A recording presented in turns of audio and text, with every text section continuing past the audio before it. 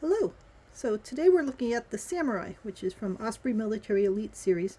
They then, once they realized the Samurai was so popular, they started coming out with a whole series of books about the Samurai from one age and Samurai from a different age, but this is the Samurai across all ages, so it's a little thicker than some of the other books. It is still mostly in black and white, but there are some color plates, and the one I have is a reprint from '92, but it came out first in 1989. So we've got some good pictures in here of what different armor looked like. We've got a bit of a summary of what the main timeline items are. We've got some picture scroll images. The pictures in this are sometimes reasonably good and sometimes not great.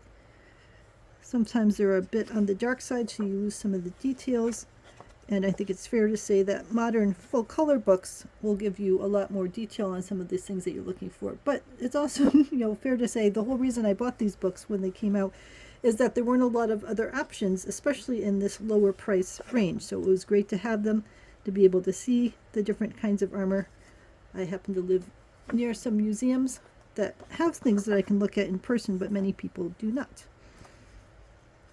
The text that's in here, you could probably find, similar text in many different history websites nowadays. But it's nice to be able to sit down and read them in a book and look at pictures. But again, I love this pavilion, but this picture is a bit fuzzy and has some contrast issues.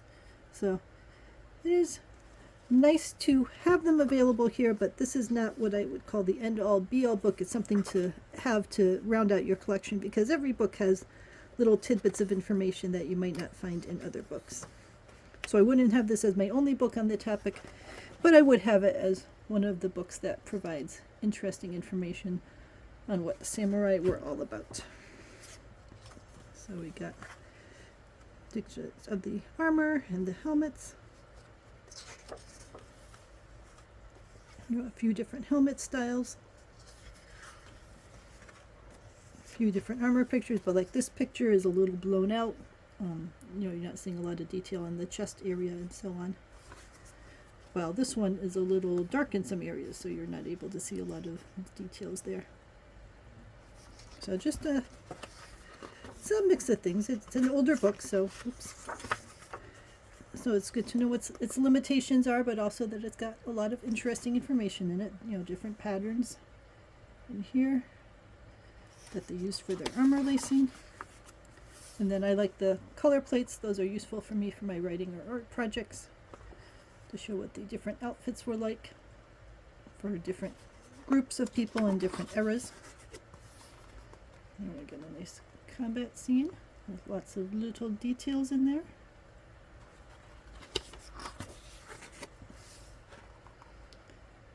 So, clearly there's a reason I bought this book, and I think it's a useful book, but it is one of many books in my library. It is not the sole book that I rely on for my information on what samurai were like.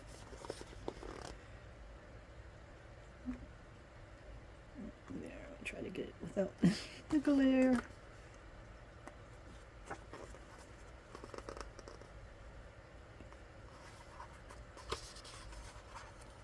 So this is a topic I'm very interested in, and I'm always happy to have different points of view from different authors using different research on how the armor lacing worked, or what styles people had, what types of helmets they had.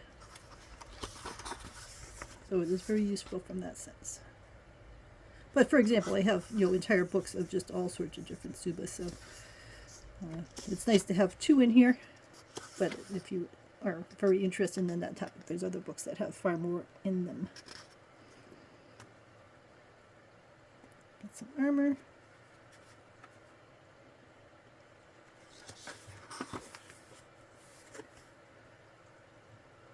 So, good information. Some nice images that you might not find elsewhere. Every additional image provides some information to you. A couple of swords.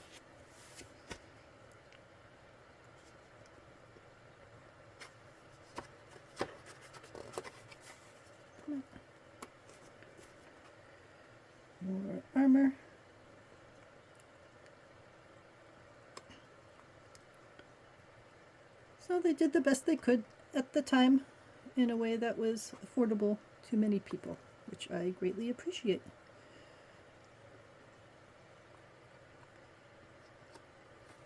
Let me know if you have any questions about, I can get it to go down, the Samurai Elite Series.